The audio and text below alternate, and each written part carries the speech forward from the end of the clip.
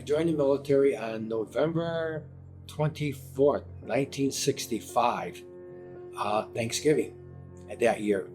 That was the day after my 19th birthday, which was November 23rd, which is Thanksgiving this year. I joined the military because you had draft in 1966, and my number was 20. So I figured that if I had not joined the service, I would have to leave my whole future up to a number. So I joined and I went to school at Fort Knox, Kentucky, and then I went to Fort Bliss, Texas, where I became a Nike Hercules crewman. And that's a air defense system that shoots nuclear weapons against large planes. And my first assignment was Windsor, Connecticut, on top of Windsor Hill. And I was very quietly enjoying my time in the military. And my boss said, I met this young lady that I think you would like. So I says, oh, he said, I got her number for you. So I called her. And she said, I'd love to meet you. So I drove there the next day. I was duty driver, and I went to her apartment. She lived in Hartford. Don't smile. She knows the story. And I introduced myself, and the first thing she said to me after we talked for about an hour is that I'm making dinner Saturday. Would you like to come for dinner? I did not know what she was making, but I said, sure. So as I got back in my car and left, I looked at her. She was standing right there. I'm an Italian from the south side of Chicago. So I just reached over, grabbed the back of her head, pulled her into the van, gave her a kiss, and drove off. That Saturday I had dinner. She made the best. She made my papas, which is my favorite. She did not know. And 3 weeks later, I asked her to marry me. And she said yes. I met her on September 9th, 1966. I married her on June 3rd, 1967, just before I was going to Europe. And like a good duty wife already, she waited 5 months to get there with me. And then I told her, I said, this could be a career. She says, oh, whatever you want to do, we'll do. So we did. And after a month she was there, I was sent to the Czechoslovakian border because Russia was going to Czechoslovakia in 68. So our first month together being married, I spent about 3 weeks and I left. She's still with me. So obviously, right, babe? Can I tell him? Sure. We were about 40 miles from the Czechoslovakian border.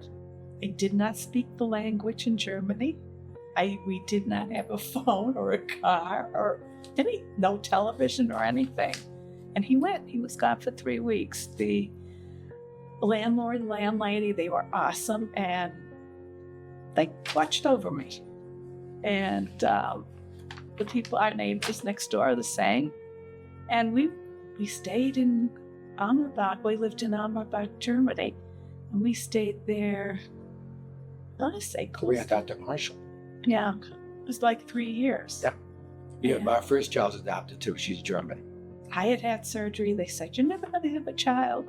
And so we put in papers. And this is like a miracle because they let us have a 10-day-old baby. I was 23. You don't get babies at 23. And we got to pick the names that we knew like a month in advance. So that was really a whole different way of living life. And that started the journey, and it continues on. I can probably give you a short review of like in 1970, I was poisoned. Someone tried to kill me, but that's okay. That was doing something to him.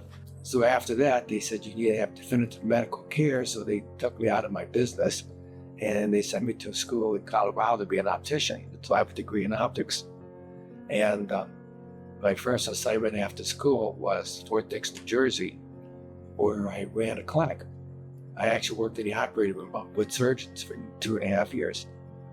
And then I got promoted to field force sergeant, and then I had to take care of some other military problems, and then I had to leave overnight. And I left again, went back into the business, went on to Fort Knox. I ran an optical lab there, and then I became the logistics officer for a hospital being rebuilt. So I had to go to school again. So I went to NFPA school, National Fire School in Cincinnati. I've been licensed as a fire marshal. So yeah, my career just kept weaving. And then after that situation there, I had to fix another situation. And it's advised to me that I should leave the country for a couple of years. So I left the country for a couple of years, and to take care of my family, they put them on Cape Cod. They put me on Otis. I noticed officers' quarters next to the base commander, so she would have security out front of the house all the time. I was going for 2 years. I weathered the blizzard of 78 with a 4-year-old and a 7-year-old. Took me 2 weeks to shovel out the car. And when I got back from Korea, I took on the assignment of being the new systems developer for the NSA. They kind of put me someplace else out of the field, but with my expertise. So I was just doing new system development. Then I got a phone call from a gentleman that I worked for at NSA. He says, "You need to go to Turkey, and there's a problem there. We need to fix it." So I got there and I fixed it. My specialty there was Russian intelligence. So when I lived in South Turkey, I could see straight across from me was Sevastopol, Navy base, deep spaceport, all the good stuff that Russia was doing. So when I came back, I was in another new systems development on a project they're still using. And then I was the first sergeant of the school. All the instructors, all the students, I had 600 instructors, 3,000 students. Then I retired because I went next assignment. And I don't know, from then on, I owned a company called Niche Brokers. I owned a repo company. I repo computers from companies that didn't want to give it back to manufacturers. I worked for manufacturers. And I would run around the world chasing equipment down. And if I got it, I got to keep it. If I got to keep it, I got to sell it. So I went from not seeing him to working with him every single day for the next 16 years. I should be. Yes. It was fun. He had a partner. They just needed a girl to come in and run everything. Yeah. But all the years that we met because I had left home when I was 19 to go to Hartford to work during the day and go to college at night. I lived at a YWCA. It was a resident Y in Hartford. While I was there, we started a young adult club, and then we also did USO work, and we did 3 bases. We did New London, Westover, and they went to his base. Yep. Yeah. And so I knew his friends, he knew my friends, and that was the start of a wonderful, wonderful life, marriage. And we're at Fort Dix is when she started painting again. Oh, that's when I started, yes, when we came back from Europe, I stayed with my parents for a little bit. Then we went out to Denver and we played with his parents for about 7 months, came back. And in order to you don't just move into quarters right away with like 3 months.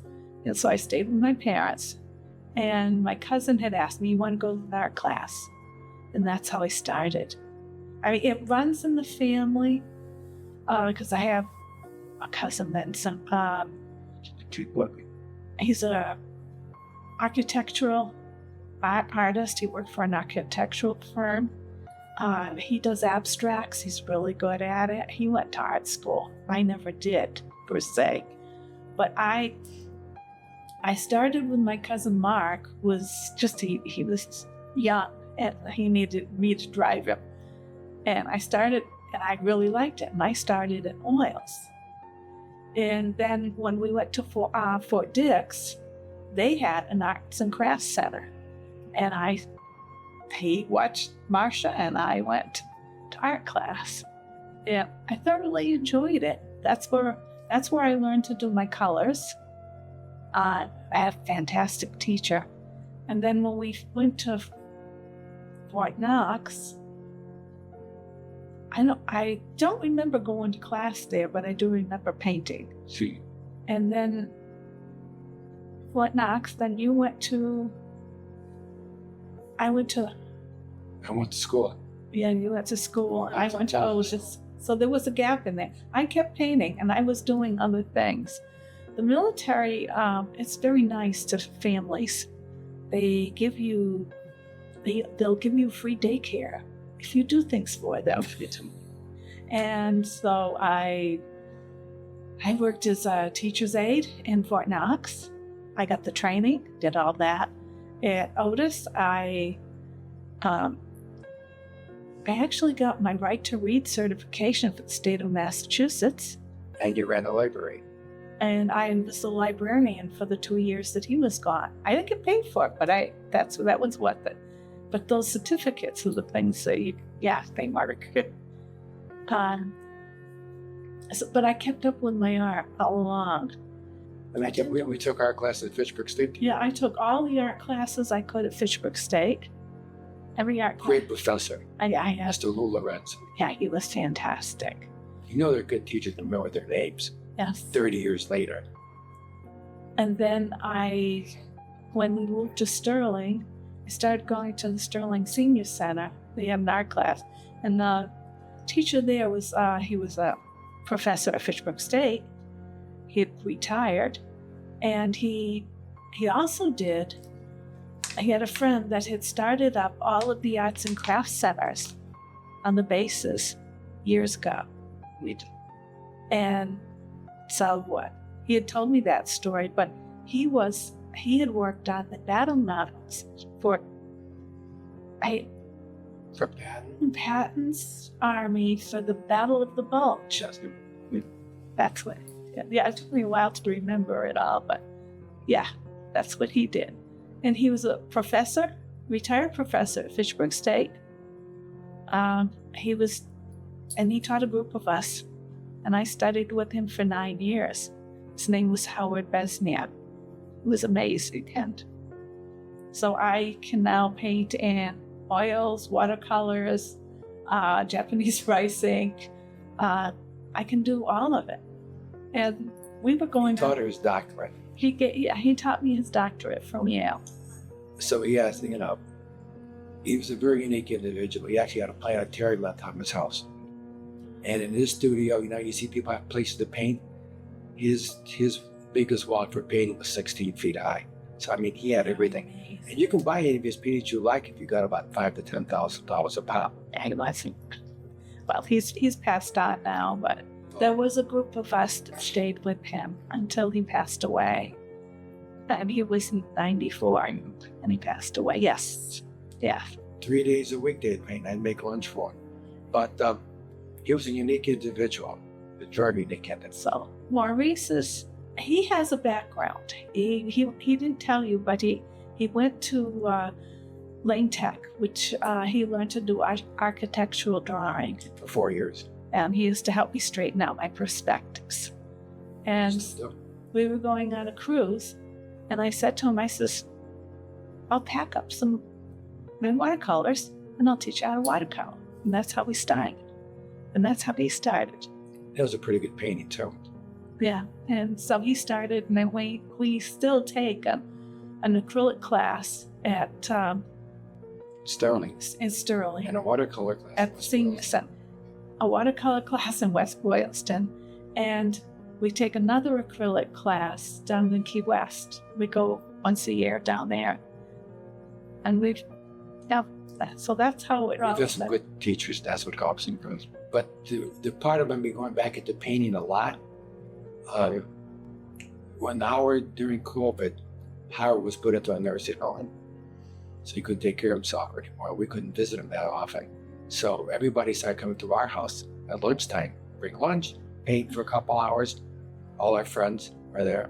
And she was painting with these 4 people, and I walked into the living room, that's our dining room.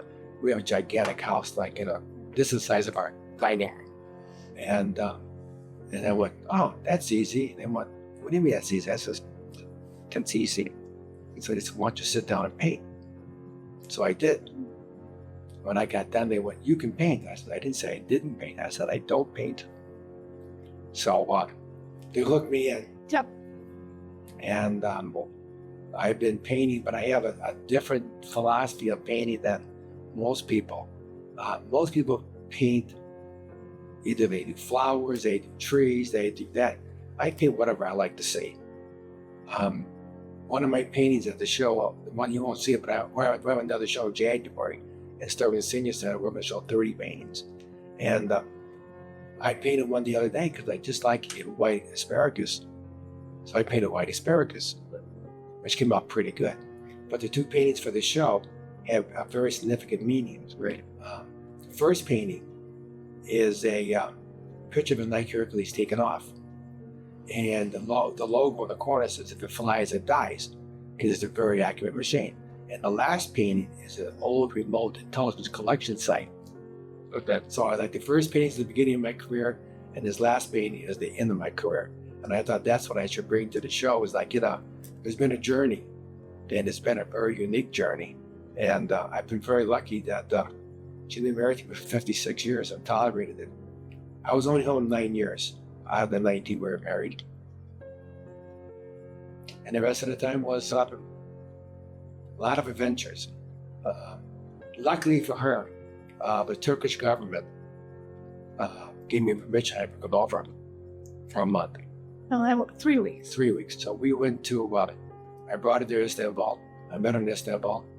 And we did all the touristy things. Then we took a boat to the Bosphorus, over to beautiful town that's famous for making Turkish towels. So I brought her to the place. She told me what he wanted, or he had him made. He shipped to my house and said, and then we wanted to have Mount Olympus to a ski resort for a couple of days. And then we joined up with the military base had a colonel who was a chaplain, Walt Wright, the commander. And so what he would do is he would have R&R. So this guy calls me up and says, we're going to do R&R. So what are we going to do? He says, we're going to follow Paul's second voyage to Asia Minor to Ephesus to Mary's home. You go to the second church of Asia Minor, the original church. Is that what? Oh yeah, she's got to come. So we met them and we traveled to some unbelievable places. We actually got to sit inside of a mausoleum, the original first one. That gets you kind of like, how long ago? We had a good time. I got to take it to Samsung, where the Golden Fleece was found, of Jason the Argonauts. I lived in Sinop, which is where the Sirens of Sinop made Jason fight with the Cyclops. You can still see the rock Cyclops do it, Jason, to the water. So it was like, it was a great trip, huh? It was awesome. It was a picture that I did of the beach.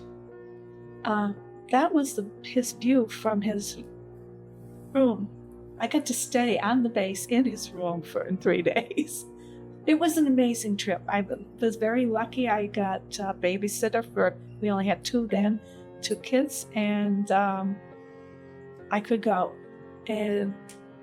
But it was a wonderful trip.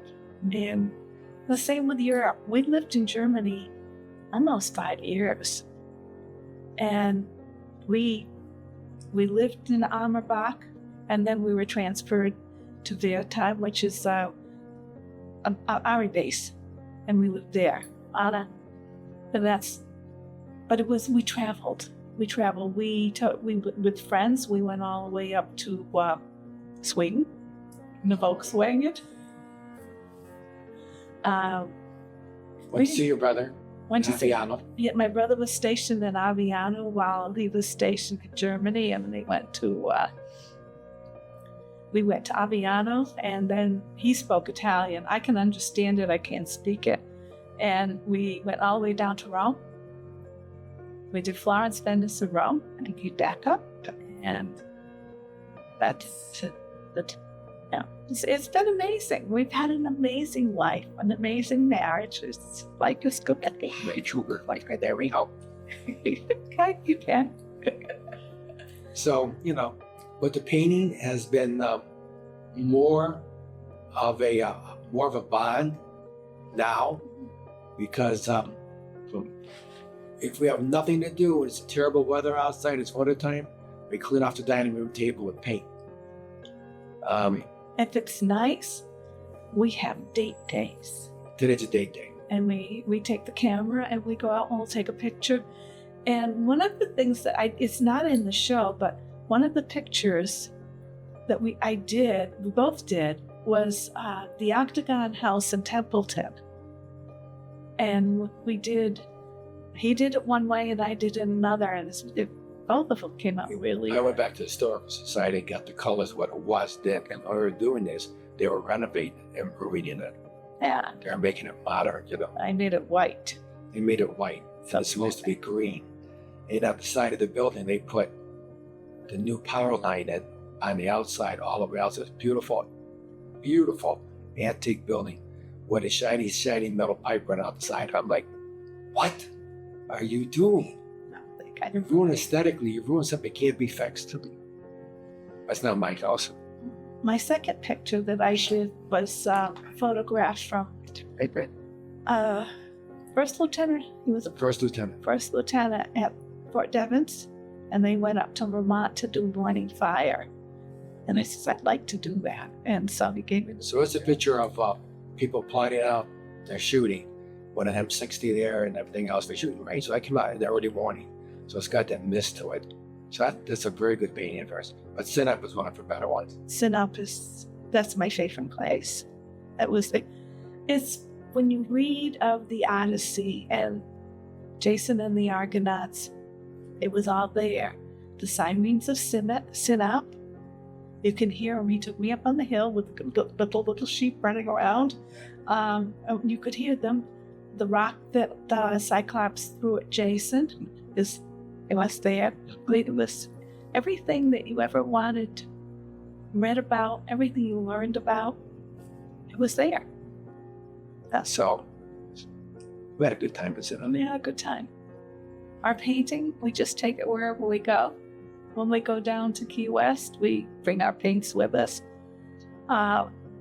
We have an unbelievable artist down there. His work, he paints. He has 2 studios in Key West. His paintings are, It's Jim Salem. his paintings are $30,000-$40,000 a pop. Oh, it's out. I take a class with him for half an hour. He paints a painting from scratch and finishes it. He said, "This is what I want you to do." And I'm like, "No, I can't do that." But When you keep painting, it'll come. I know I don't paint enough. When we did the painting at our house during COVID, it was myself and a friend. 3 friends. But it was a real good friend, Joe, that the 2 of us, Joe had taken graphic arts from Howard, the man that I had spoken about earlier. When he was in school. When he was Joel's my age. Yeah. So we could show the others what to do. Arthur had never painted till we started with it. Joe sent out a school teacher that painted in watercolors. She was with me for a while. There's child got ill. Oh, she was a teacher at Fitchburg High. She was good. She was better than all of us. Yeah. If you've been to our show a couple of years and I brought in a prison, I remember that it was the prison from Fort Jefferson, where in those days what that prison was is no one had guns. They just made sure every prisoner had a soldier. This was 1-to-1. And where were you going to go? You're going to try to do this. But the building was perfectly cut, 8-sided. And when I took the picture to paint that, there was a ghost in the corner, which I put into the picture. It was haunted.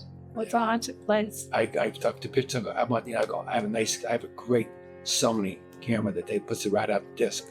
So I'm like, and I was going through. I'm like, oh, 3 pictures has nothing there, and 2 pictures has something there. The next picture has nothing there.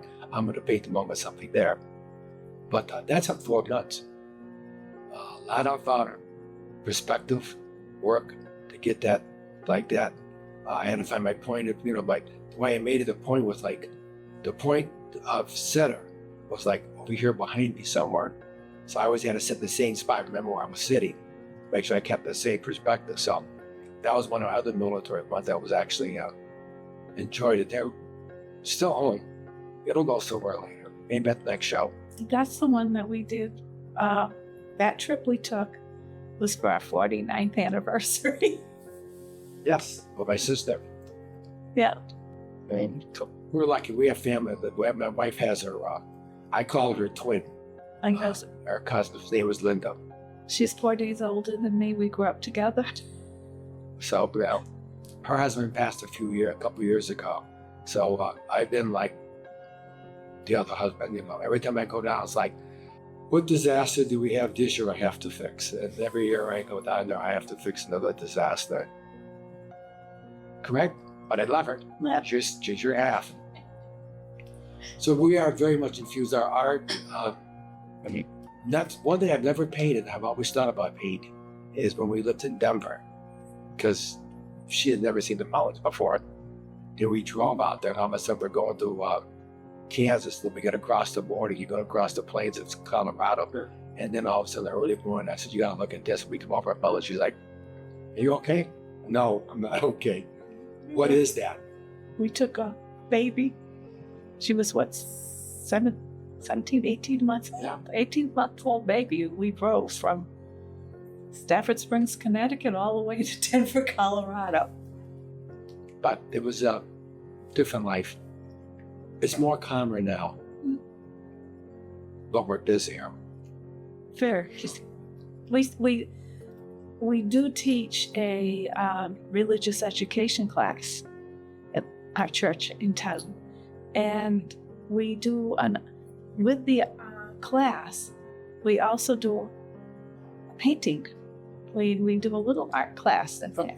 Well, we do CCD, Catholic Religion. Yes. So what we do is that we've gone to a couple priests now, and they are like it. What we do for the kids is a couple of years ago we did the first 7 chapters of Genesis. Would read it to them, and they would sit down with all the acrylic paint and paint what they heard, and how they feel about it. Some unbelievable paintings. I have copies of them. You have a picture of it. Unbelievable paintings. Last year we did second 7 chapters, which is Noah's Ark. That came up. We have a new priest who's like, is he 30? Maybe. He's really good though. He's really good. So we have a nice young priest, and he painted with us last year. Unbeknownst that we didn't know he was colorblind. So I had to get one of my better students. I says, Kathy, yeah, you have to show it, Father. I don't know what the colors are. Because he didn't know what the colors were. He said, I want this guy to be, nice job. Yeah, I know what the color, but I want this guy to be blue. Which one's blue? So now this year's class, we're going to have what they want us to do. We generally do it on canvas. And so they want you to do watercolors. I have acrylics. I can teach them how to do the acrylics and make. This is for the word got out. This is for the bishop now. Yeah. And The word got out. So the bishop has said it's a little saying like that. Like you do my Christmas cards. the only thing is, this is quite an active class. They gave us all of them. And We have 2 HDADers, seventh graders, so and we have 2 people that spend their entire life getting in trouble. They giggle. But we'll get them settled down. We have to. We can't paint without it. But we do painting that way. We share with the kids. Last year we had to end up doing the whole CCD program. So we took our 8th graders and had them help us with the old kids. Last year. They give us some pretty good paintings too. But the bottom line is you have to, you can't just pound CCD at people. And what we did is that we do it a lot different. My background is different than Linda's. She's a Catholic girl. Well, I was raised in a very Catholic family. I'm a cousin that's a priest. I grew up with, I went to Catholic school, which was in my backyard. The church was a little bit further down. I used to go play with the nuns at the convent, and I worked in the rectory. I mean, those were the different things. So it was all, it's all part of my life. Yep. And that was one of the reasons, but right after we met, and we went to church. He started going to church with me. So I always went to church. Yeah. I come from a very unique family. I'm the oldest of 6. That's it that way because I have other brothers and sisters. Came before you. Ancestry found them first. But I'm a Catholic. My next sister is married to a Greek Orthodox. My next sister is a Baptist minister. Of course. My next sister after that is a Baptist. My brother is Baptist, Episcopal. No, he's Baptist. He's a Baptist. Baptist. But he lives a life of a Mennonite, so he's completely different. And my baby sister married a Jewish person. So it's like, you know, when we sat around the table together, all our spouses leave the room because it's not pretty. It's great to him. Yeah. Unfortunately, we already lost one, but I lost the youngest. Tom, And that was very, I lost my brother. and you lost your brother last year. So we're still here. Yeah. So I think it's the painting, and I think we've got something different. A lot of people never thought about doing that for religion classes, like you know, put a painting class in, let them paint, let them enjoy it. But that's really where our painting comes from. It's just, you know, it's something we can do together. What? And I can always straighten out perspective. Yes. And I can fix your colors.